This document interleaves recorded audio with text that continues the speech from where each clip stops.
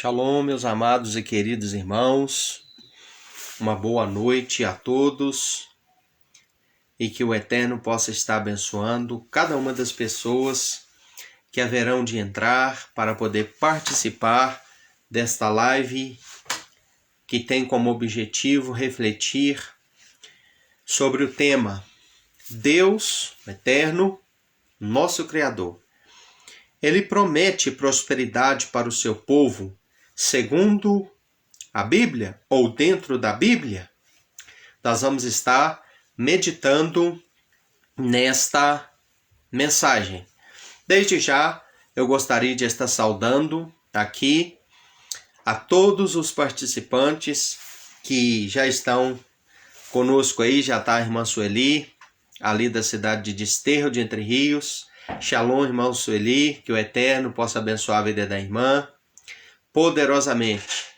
E todos os demais que haverão de estar participando conosco.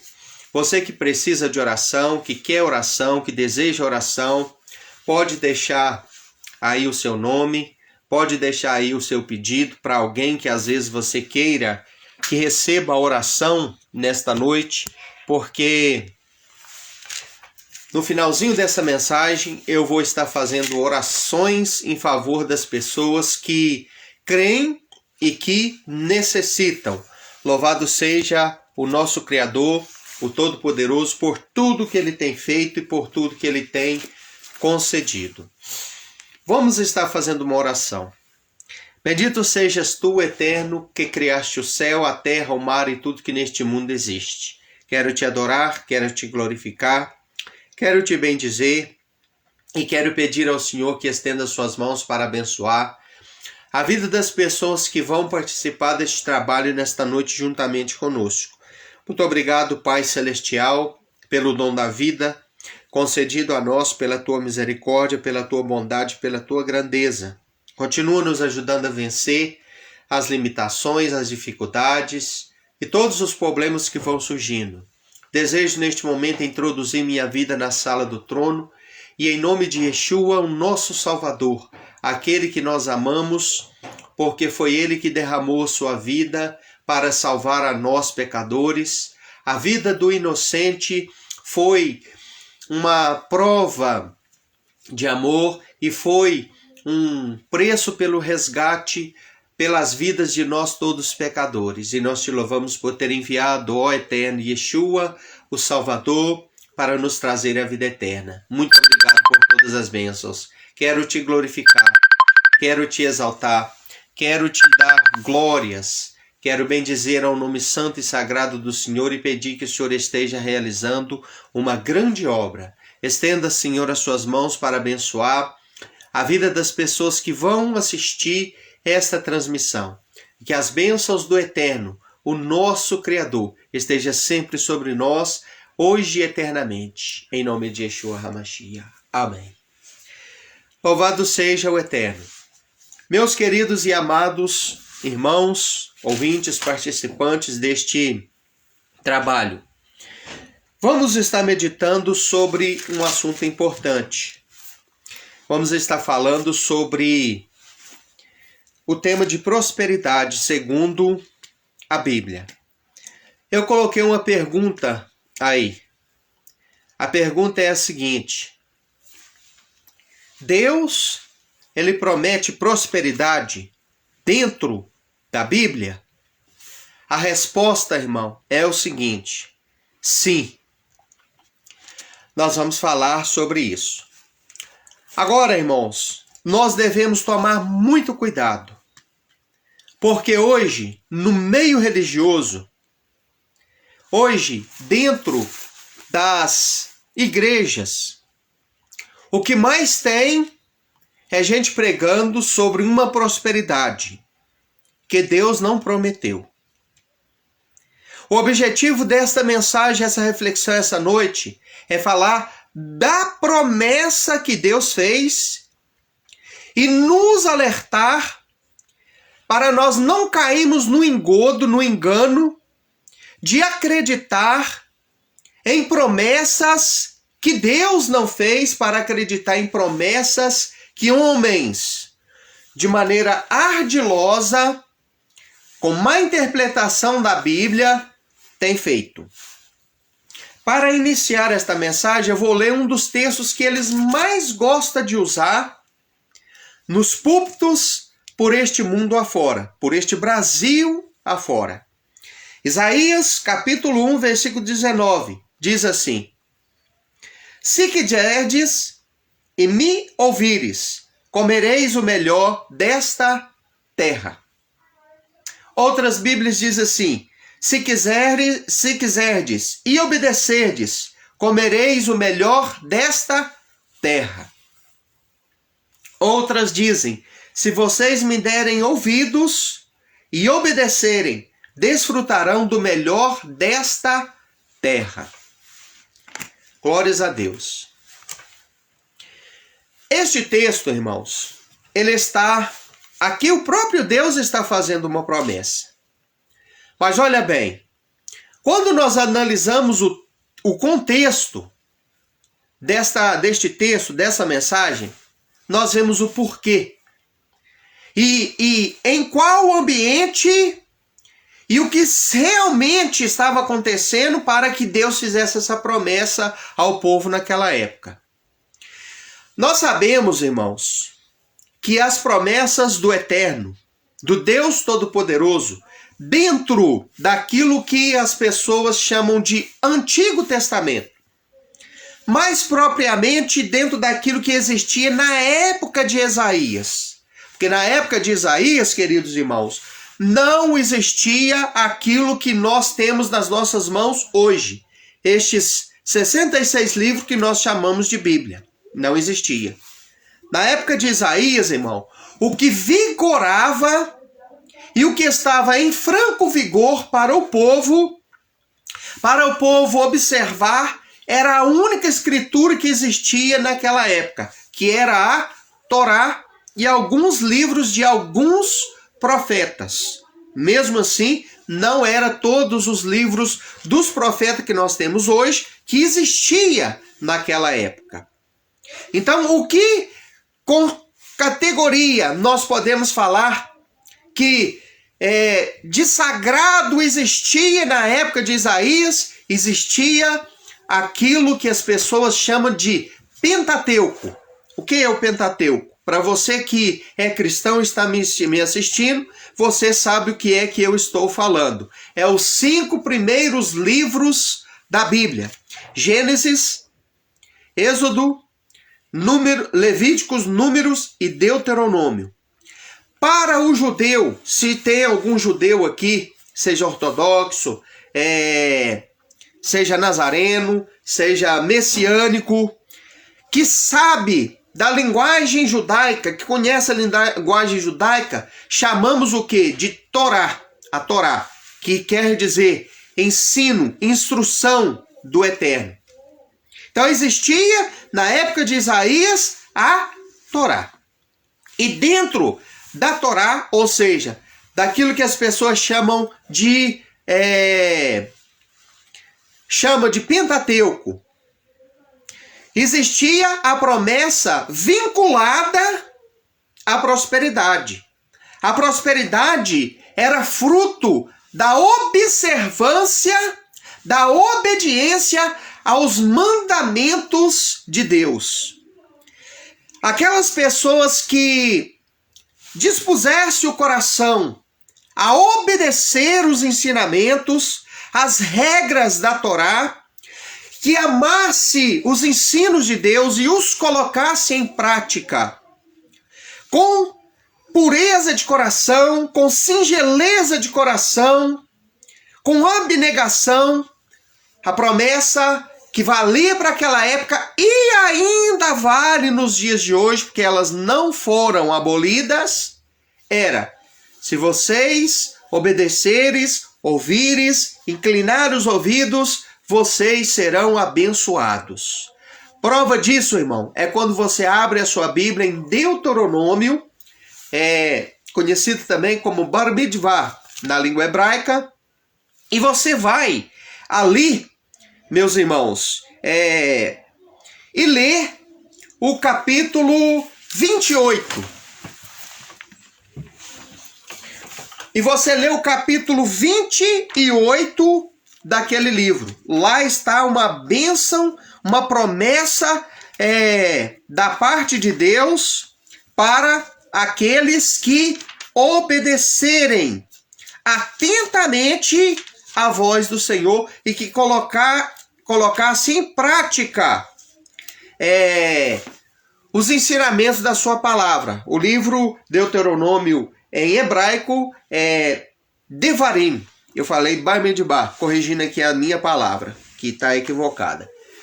Então, queridos, aquela pessoa que desse ouvido para os mandamentos do Eterno, que colocasse dentro do seu coração o desejo de observar aqueles ensinamentos, aquelas regras, aquelas instruções que o Eterno estava dando, com todo o coração se esforçasse para poder obedecer aqueles ensinamentos, a promessa da Bíblia Sagrada, da palavra, era que aquela pessoa seria feliz e próspera, aonde quer que ela colocasse a mão e a planta dos seus pés. E lá em Deuteronômio 28 está repetidas vezes a seguinte expressão: bendito sereis no campo, bendito sereis na terra, bendito sereis ao entrares, bendito sereis ao saíres, bendito será o teu cesto, bendito será a tua amassadeira, bendito será o fruto do teu ventre. Enfim, lá tem uma promessa de ser bendito, de ser abençoado, de ser uma pessoa feliz, de uma pessoa próspera no trabalho, na família, na quantidade de filhos. Porque naquela época, irmão, ter muitos filhos era símbolo de prosperidade.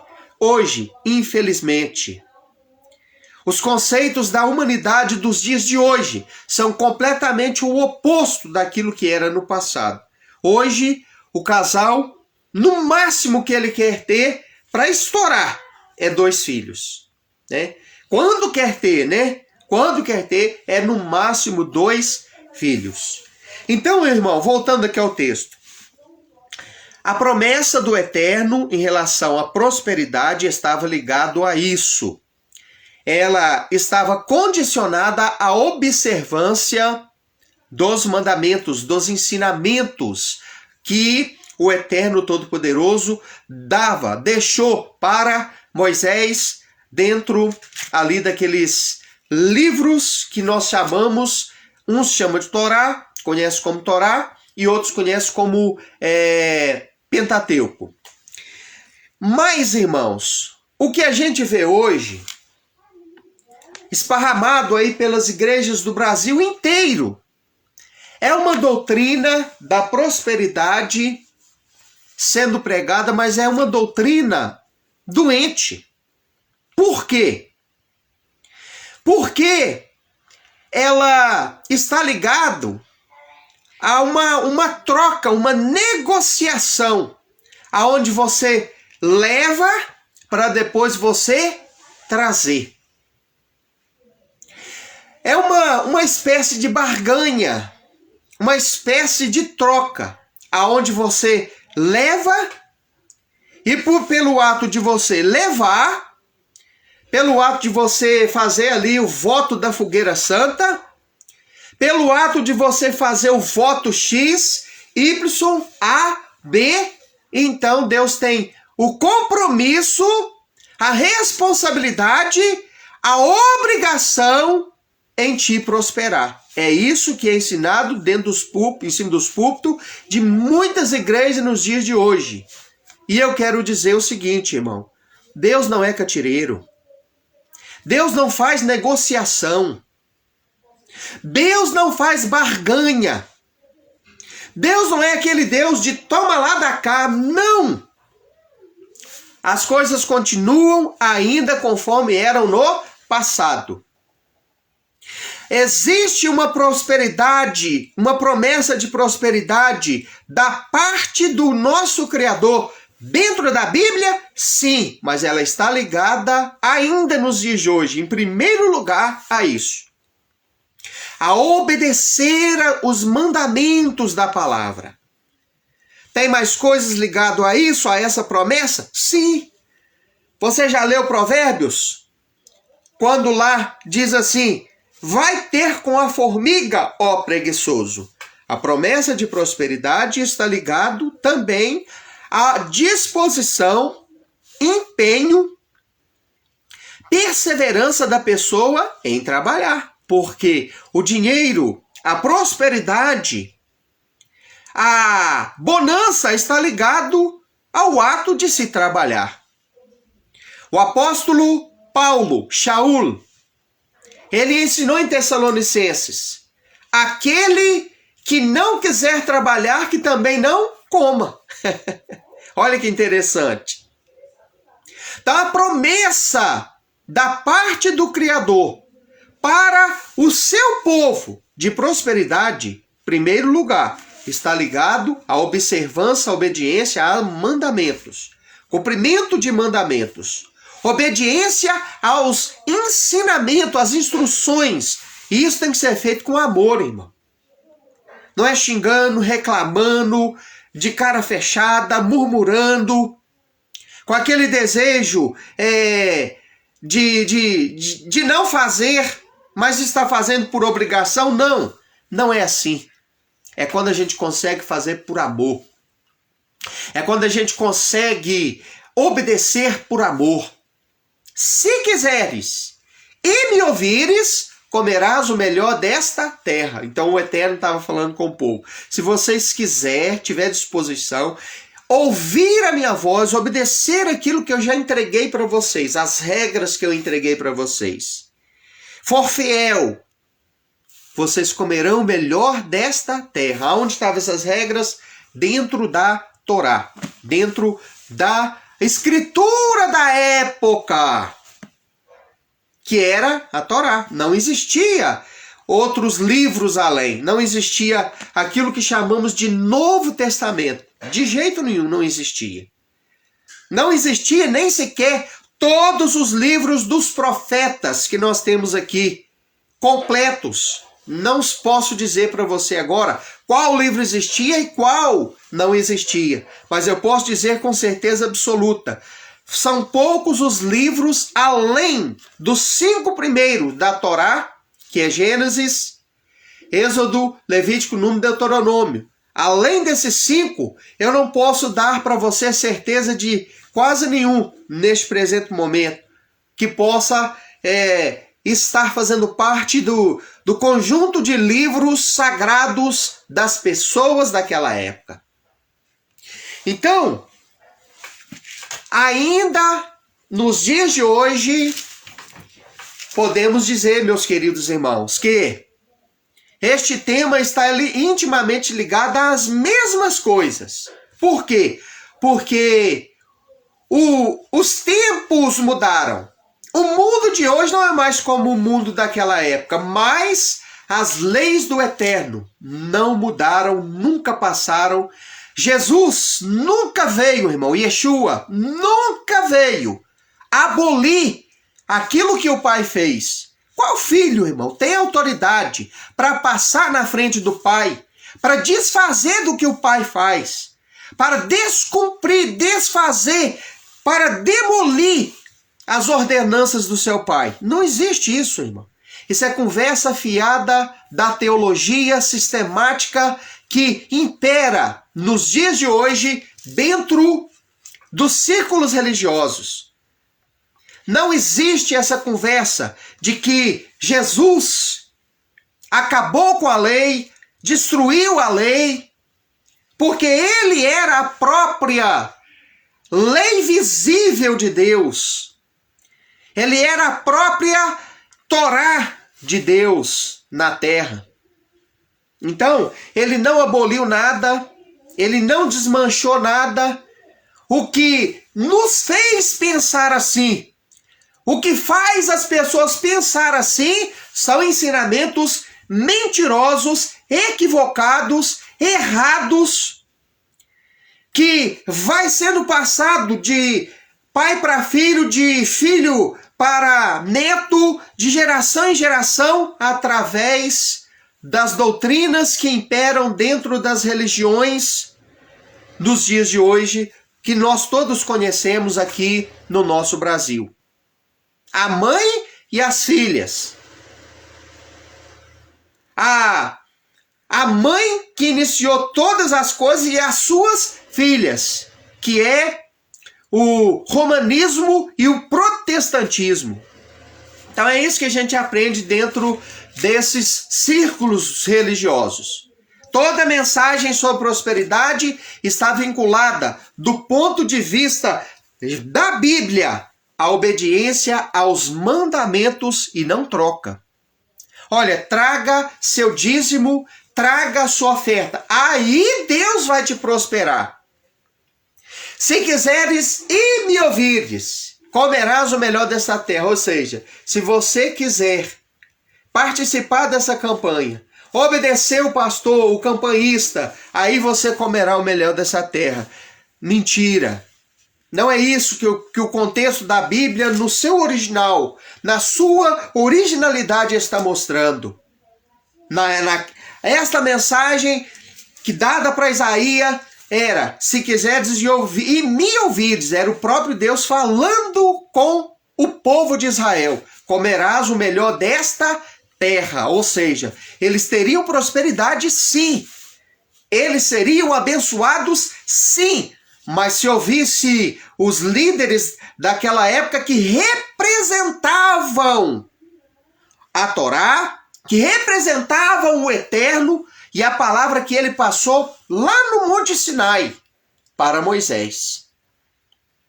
Não é ouvir o campanista lá da sua igreja que fala assim: olha, se você trouxer o seu dízimo, se você trouxer X de oferta para participar dessa campanha, aí as portas vai abrir. Aí a bênção vai chegar. Aí Deus vai te prosperar. Não, Deus é catireiro? Deus não é catireiro. Deus não faz negociação, barganha com ninguém.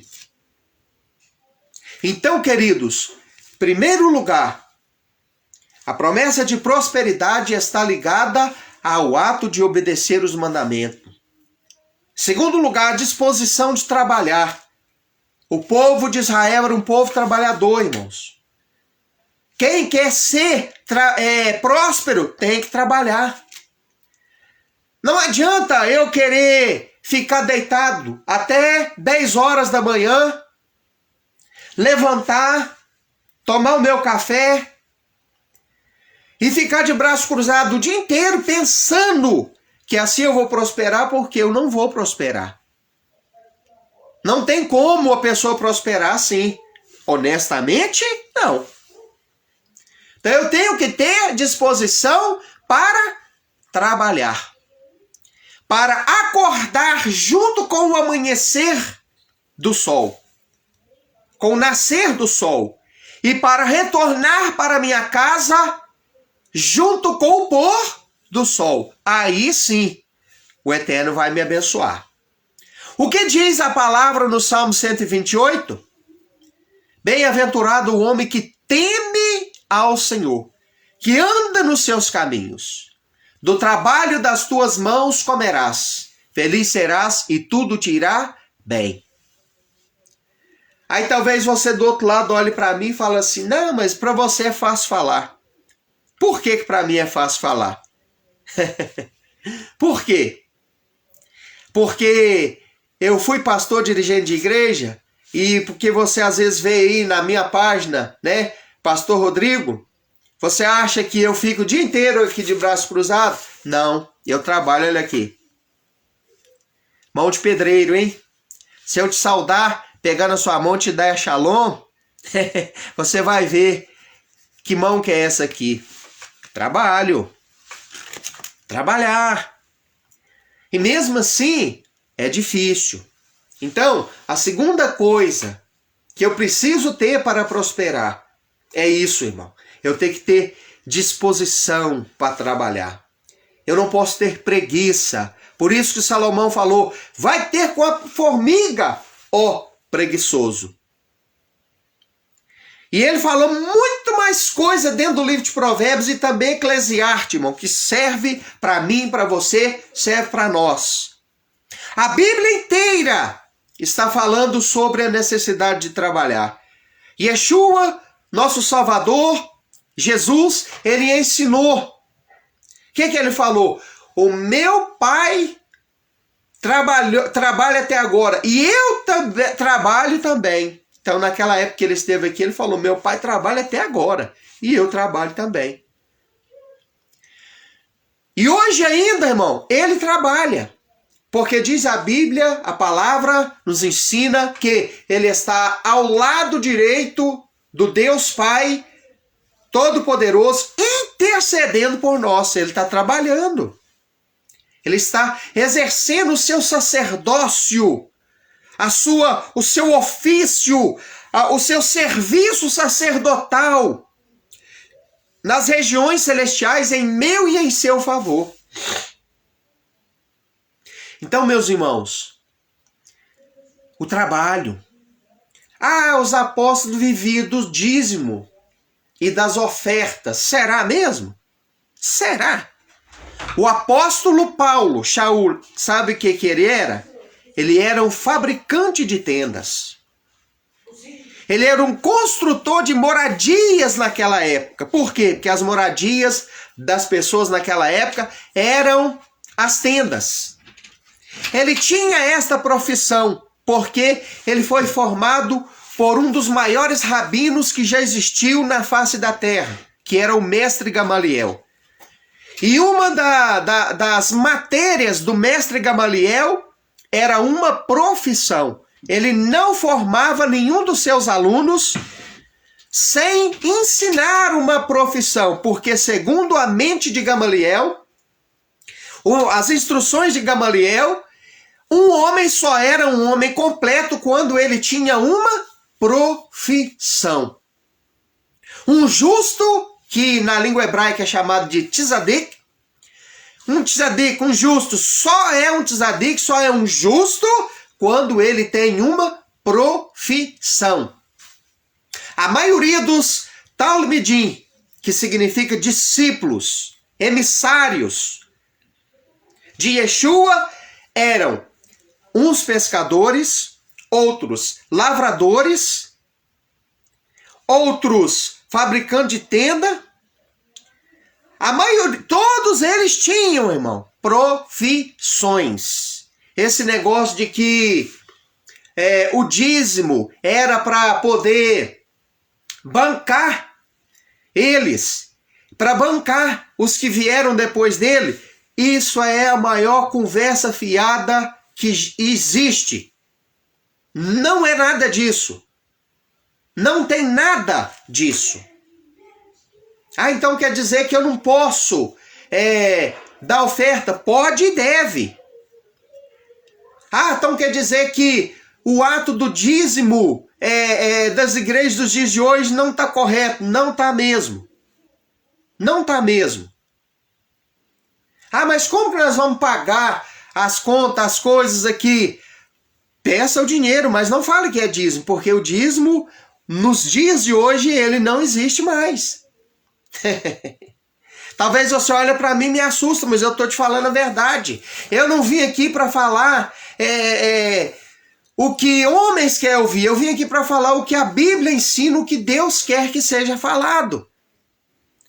O dízimo caiu, assim como caiu o templo. Ele caiu com o templo. O dízimo era para o templo que estava erguido. Os babilônicos derrubaram aquele templo. Depois que ele foi reerguido, os romanos derrubaram novamente. Então, se não tem o templo, não pode se dizimar. Não tem mais o serviço sacerdotal, porque quem recebia o dízimo era o sacerdote. Mas e o pastor da minha igreja não é sacerdote? É lógico que não. É lógico que não. Sacerdote que Deus considera é aquele segundo a Torá. É aquele que seguia os preceitos passados lá no Sinai. Que fazia todo o serviço e ministrava dentro do templo. O Beit Hamikdash, a casa da santidade. Então quer dizer que esses templos todos que tem pelo mundo afora aí, né, que foi construído e que ainda tem sido construído, igual a réplica do Salomão lá de São Paulo, não é de Deus? Irmãos, Deus não mandou construir nada disso. Deus faz uso de tudo isso que está sendo construído em nome dele. Mas ele não ordenou nada dessas coisas. Que se construísse megas templos que viraram cartão postal no mundo. Não, ele não mandou. Os únicos que ele mandou construir, ele também permitiu que fosse demolido. Há uma profecia que mostra que ele vai reerguer o terceiro, que será reerguido com a bênção dele. O terceiro templo. O primeiro foi o que Salomão construiu. O segundo foi o que foi reerguido na época de Ageu. E que o próprio Yeshua teve lá dentro. O próprio Salvador Yeshua teve lá dentro. Mas poucos anos depois da ascensão de Yeshua, o Eterno permitiu que ele viesse a desmoronar pela mão dos romanos. E com isso, então, cessou também o ofício sacerdotal. Então, o ato da prosperidade está ligado ao ato do dizimar, o ato do ofertar. Irmãos, o que o povo do Eterno faz nos dias de hoje? O que eles fazem? O que a Bíblia ensina que nós devemos fazer hoje é compartilhar o pão com o próximo, ajudar o próximo. Na língua hebraica isso é chamado de tzedaká, ato de justiça. É eu tirar daquilo que o Eterno me dá e eu compartilhar com o próximo. Esse próximo tem que ser uma instituição religiosa? Não. Este próximo tem que ser necessariamente para Deus me abençoar. Uma igreja, e eu tenho que pegar o envelope e pegar os 10% por lá para repreender o devorador, que é outra mentira que existe. Porque não existe esse negócio de 4 classes de demônio que vem para cortar, migrar, roubar e destruir. Isso é mentira. Não existe isso. Cortador, migrador, destruidor e devorador. Eram 4 espécies de gafanhoto. E não é esse negócio que é falado dentro, aí nos púlpitos, de que era 4 classes de demônio, que só o ato de dizimar faz com que isso aí seja travado, paralisado. Mentira, conversa fiada, não existe isso. Não existe isso. Era gafanhoto, bichinho que foi lá. Na época de Joel, irmão, veio uma nuvem a mando do próprio Eterno, porque o povo estava desobedecendo às regras da Torá. Veio uma nuvem de 120 quilômetros de extensão. Cobriu um território de 120 quilômetros de extensão, só de gafanhoto. E tudo que tinha na frente eles devoraram, comeram tudo. Árvores, frutas, vegetais, tudo que tinha verde e tudo que tinha vida dentre as plantas, eles devoraram. Leia o livro de Joel, você vai ver essa palavra que eu estou te falando sendo confirmada. E dentre aquela nuvem de 120 quilômetros de extensão de gafanhoto, existia 4 qualidades, 4 espécies de gafanhoto. E os líderes religiosos têm a coragem de falar que é 4 classes de demônio. Faz pressão psicológica para os membros da sua igreja dizimar, porque se não dizimar, vai para o inferno. Por quê? Porque está escrito que os roubadores não entram no reino do céu. Aí ele fala, quem rouba de Deus não entra no reino do céu. Mentira. Conversa fiada, isso não existe. Então, meus queridos, o ato de prosperar-se, segundo a Bíblia, é fruto da obediência e observância aos mandamentos da palavra. Ah, mas é assim mesmo? É. Yeshua, Jesus que você tanto gosta e ama, ele falou: se vocês me amam, guardarão também os mandamentos.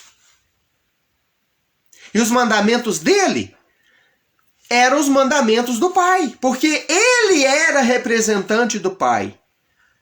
Ele era a própria Torá viva. Então, o que ele ordenava era aquilo que ele resgatou do Pai, do que o Pai já tinha estabelecido. Ele não criou nada novo. Ele não criou nada diferente. Ele simplesmente deu uma aplicação real, mais concisa e verdadeira a tudo o que já existia e que as pessoas não conseguiam compreender bem. Entenderam? Então ele não desfez de nada. Então, irmão, quer prosperar? Quer ser próspero? Não caia na falácia. Não caia na falácia do toma lá da cá. Traz, que aí você tem condição de levar. Traz, porque aí as janelas do céu, as portas do céu vão se abrir. Toma lá da cá? Não. Então, meus irmãos, o que nós devemos fazer hoje? O que nesta área aí, irmão? O que Deus espera de nós é que nós venhamos a atender os órfãos, os pobres e as viúvas. Porque atender essas três classes aí é a religião perfeita segundo Tiago. Segundo Tiago, o apóstolo Tiago, Yaakov. Isto é, irmãos, praticar uma religiosidade perfeita diante dos olhos de Deus. Que é o quê? Atender a necessidade do pobre, do órfão, das viúvas. É eu olhar para a necessidade do pobre. Olha bem, irmãos. Você quer agradar a Deus de verdade? De verdade? Tá fazendo frio, não tá? Eu te digo, irmão, que se você pegar 10%, você não gosta de dar os 10%? Porque dízimo é isso, 10%. Né? Que existia lá naquela época. Que era para aquela época. Hoje eu posso fazer isso? Posso. Devo fazer. Devo fazer. Mas, para começo de conversa, irmão, nem dinheiro não era naquela época. O dízimo daquela época não era dinheiro. Não era dinheiro. Era alimentos. Era alimento. Não era moeda, não era dólar, não era real, não era euro, nada disso existia. Era alimento. Você quer agradar a Deus? Não precisa tirar 10% ou mais. Se quiser fazer, glória a Deus, louvado seja o Eterno. Você que sabe. Mas falar para você, quando alguém falar que você é obrigado a fazer, porque senão você não prospera, isso é mentira. Aí eu já desminto. Aí eu já falo que não é. Que não é. Nós podemos fazer isso pela fé? Podemos e até devemos. Separar 10% ou até mais. Mas se você separar menos também, você não, de maneira nenhuma, você estará desobedecendo a Deus. Por quê? Porque a lei do dízimo era para aquelas épocas onde o templo estava em vigor com ofício sacerdotal instituído por Deus e não por homens. Quer fazer bonito diante dos olhos de Deus? Faça o seguinte. Tá fazendo muito frio, não tá? Compra cobertor. Vai lá naquele mendigo que tá lá na rua, deitado lá. Aquele morador de rua. Aquela pessoa necessitada. Doa para ele. Fala, olha, isso aqui é para você cobrir. Eu não tenho condição de te dar uma casa, mas eu tenho condição de te agasalhar. Olha para aquela família que está passando necessidade. Pega uma conta de água dela, uma conta de luz dela. Vai lá e paga para ela. Pega aquela família que está passando fome. Leva uma cesta básica boa, com amor, com carinho lá para ela. Quer agradar a Deus? Faça isso. Ah, mas se eu fizer isso, eu sou até expulso. É cortado os cargos. Eu sou colocado no banco. Eu sei que isso acontece. Mas importa a nós obedecer a Deus que aos homens. Importa a nós obedecer a Deus que aos homens. Então, irmão, isso agrada a Deus muito mais. Muito mais. Do que ficar investindo em paredes. Porque a maioria dos religiosos hoje, o que arrecada é para construir parede. Cada dia mais e mais templo. Cada dia mais e mais casas pastorais. Cada dia mais e mais patrimônios. E as verdadeiras vidas, as verdadeiras pessoas que são alvo do dízimo e da oferta, ficam em terceiro e em quarto lugar. Eu sei, irmãos, que muita gente vai ouvir eu pregar isso, vai ver eu falar isso aqui, vai discordar. Não estou importando. Não estou importando. Não estou importando com isso. O que importa para mim é falar a verdade. Não estou atrás de aplausos. Não estou atrás de multidão, porque Yeshua não trabalhou visando quantidade. Ele trabalhou visando qualidade. E em toda a palavra dele, ele mostrou que seriam poucos os que iriam receber a palavra dele mesmo. E ele mostrou que são poucos os que vão herdar a vida eterna também. Muitos são chamados, poucos os escolhidos. Entrai pela porta estreita, porque largo e espaçoso é o caminho que conduz à perdição, e são muitos os que entram pela porta larga.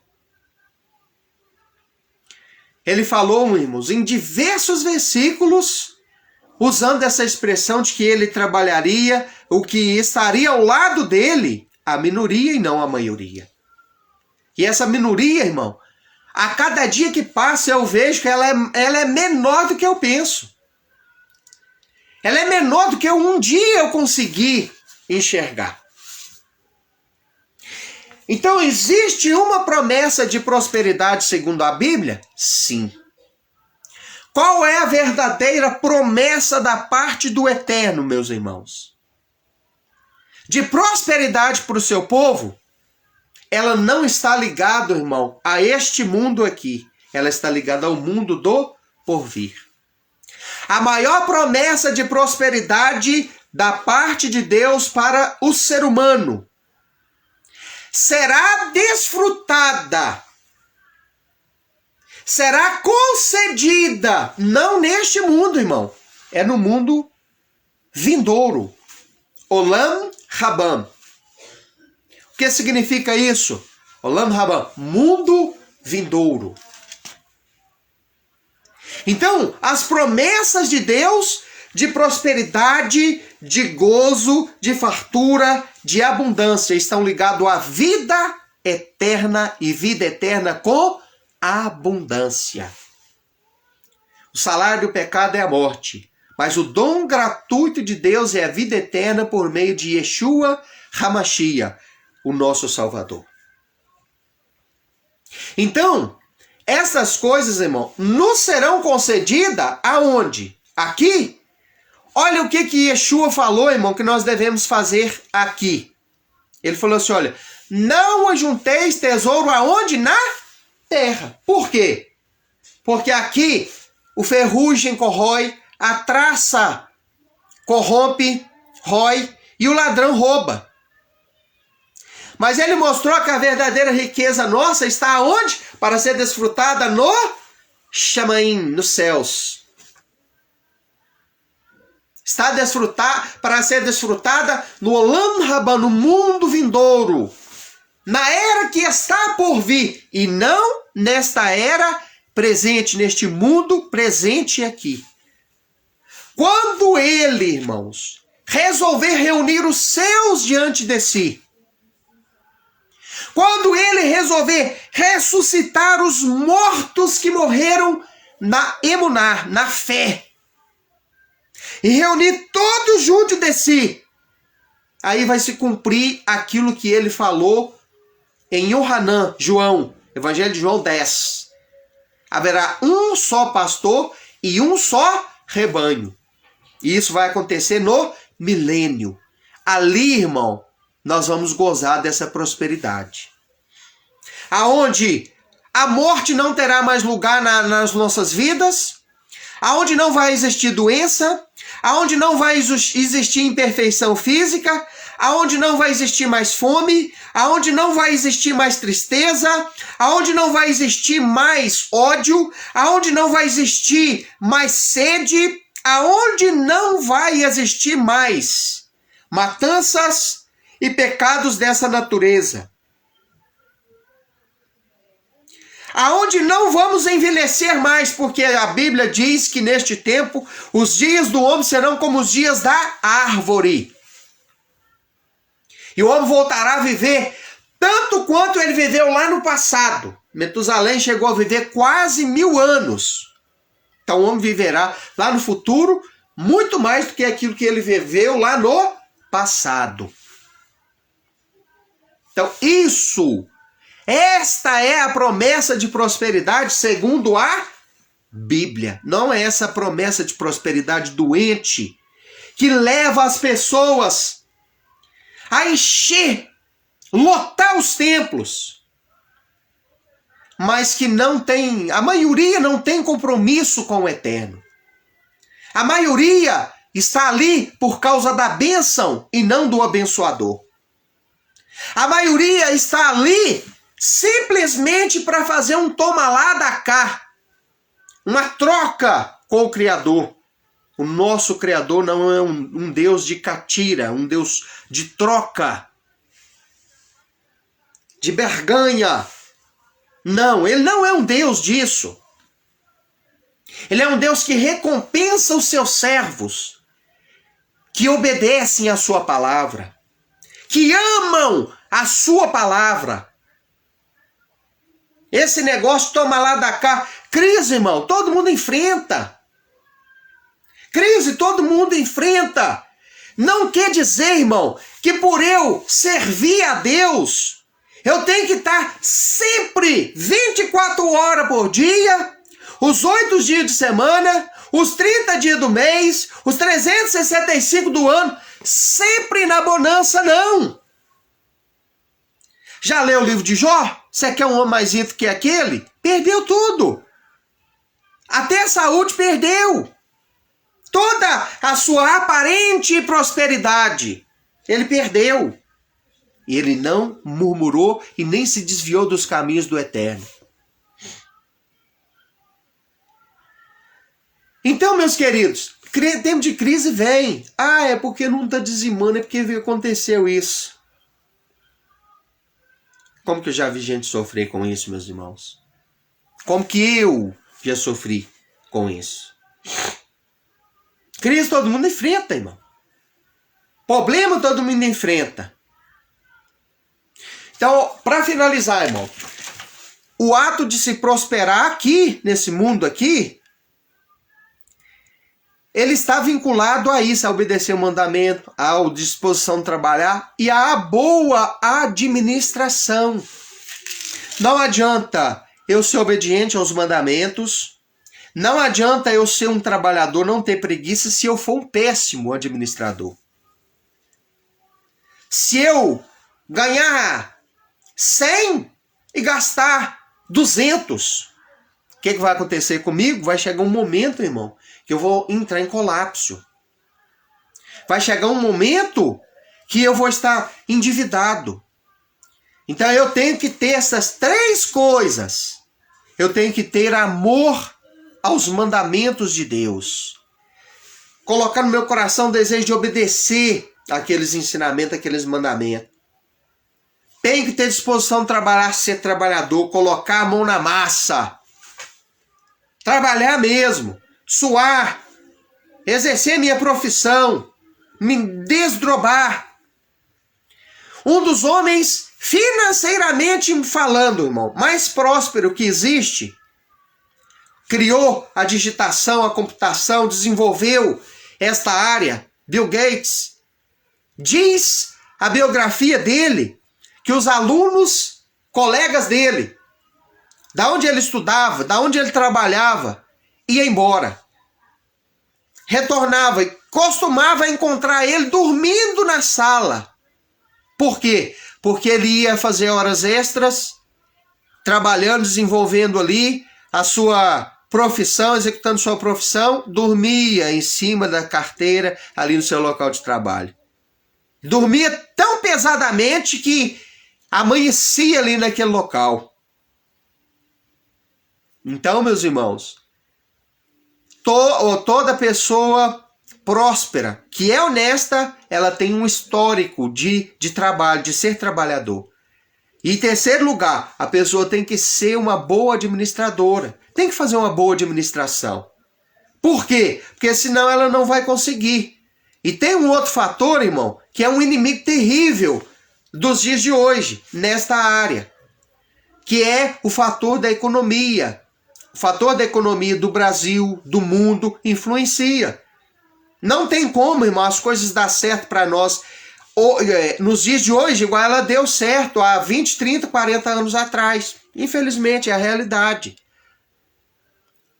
Há uns 10 anos atrás, mais ou menos, para você pegar um carro aí no posto de gasolina e encher o tanque, era difícil, mas não era tanto.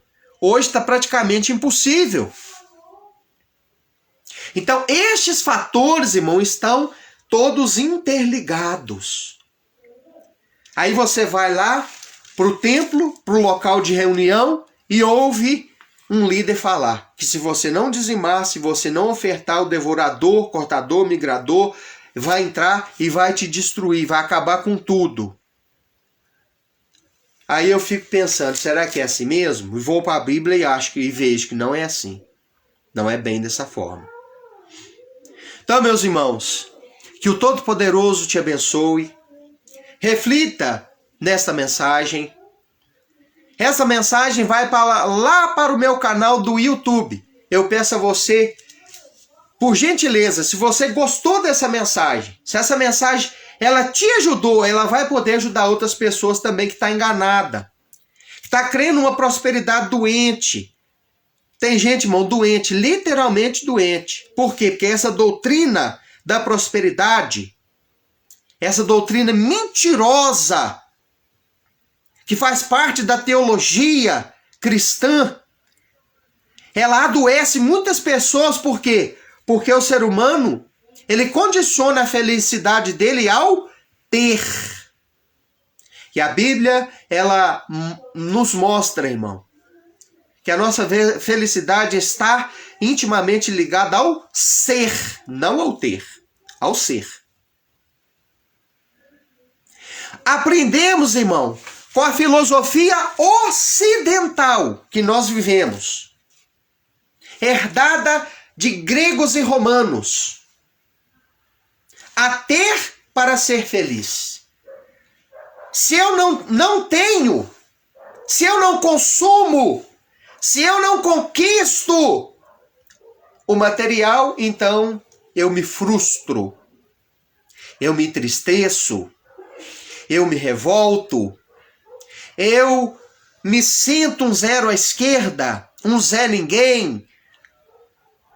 Eu me sinto abaixo do padrão. Por quê? Porque esta filosofia estabelece padrões. Se eu não atinjo os padrões, então eu fico aquém da realidade. Eu fico como um peixe fora d'água. Então é assim que funciona as coisas. É assim que funciona. Então, meu irmão, que o Eterno, o Todo-Poderoso te abençoe. Que Ele te prospere, porque prosperidade também, irmão, está ligada a saber o quê? A um coração cheio de shalom, paz. A um corpo saudável. A ter uma família feliz. A ter um emprego para ir, mesmo você exercendo uma profissão humilde, para ir ganhar o seu pão com dignidade. A ter um lar, um teto para morar. A ter amigos. A ter pessoas para conversar, para amar, para dialogar, para viver ao nosso lado. Acima de todas as coisas, ter prosperidade, segundo a Bíblia, é eu ter comunhão com o Criador, meus pecados perdoados, pelo poder da misericórdia do Todo-Poderoso que nos resgatou por intermédio do sacrifício do seu Filho, Yeshua. A ter os nossos filhos bem, a nossa esposa ou o marido bem, a ter uma vida alegre e contente com o pouco que temos. Porque prosperidade não é sinônimo de abundância, não é sinônimo de multiplicidade de bens, não. Isso não é prosperidade, irmão. Isso não é prosperidade. Se uma pessoa ganha 1.000, mas ela tem tudo isso que eu falei aqui e muito mais, e uma outra ganha 10.000, mas não tem paz, não tem alegria, não tem felicidade, não tem o perdão de Deus, vive oprimida, deprimida, angustiada, tentando suicídio, a vida para ela é uma droga, nada presta. Ela vive tentando acabar com a vida dela, não tem gosto na vida, não tem amigos, não tem alegria. Irmão, eu te pergunto, qual é o próspero da situação? O que ganha 1.000 ou o que ganha 10.000? Ei, você que está aí assistindo, qual dos dois é o próspero? Na minha opinião, irmão, na minha opinião, pela Bíblia, o próspero é o que ganha 1.000, mas tem felicidade, tem paz, tem shalom, tem alegria, tem um contentamento que o dinheiro não pode comprar. Tem sono, tem saúde. Que adianta, irmão, eu ter dinheiro para comprar caviar para comer no almoço e na janta, mas não ter saúde? É melhor eu pegar a minha coxinha de frango e comer todo dia, na hora do almoço e na hora da janta, não tendo condição de comer caviar, mas eu ter saúde. Saúde, para comer a coxinha do frango. Que o Eterno te abençoe. Pai Celestial, Baruch atah Adonai, Eloheinu melech haolam, B'Shem Yeshua HaMashiach. Eu te louvo, eu te exalto, eu te adoro. E oro encerrando este trabalho dessa noite, glorificando o teu nome e te pedindo uma bênção especial para esta pessoa que assistiu. Abençoa a irmã Sueli, que está participando conosco, a irmã Luciana. Abençoa os demais que eu não posso ver, mas que está assistindo. Os que já passaram aqui, mas saíram. E aqueles que posteriormente forem assistir, esteja abençoando. Essa mensagem, Pai, ela vai para as redes sociais e que o Senhor abençoe a vida das pessoas que assistirem toda essa transmissão. No nome de Yeshua, eu te agradeço. Amém. Que o Eterno te abençoe e até a próxima live, permitindo o Eterno, em nome de Yeshua HaMashiach.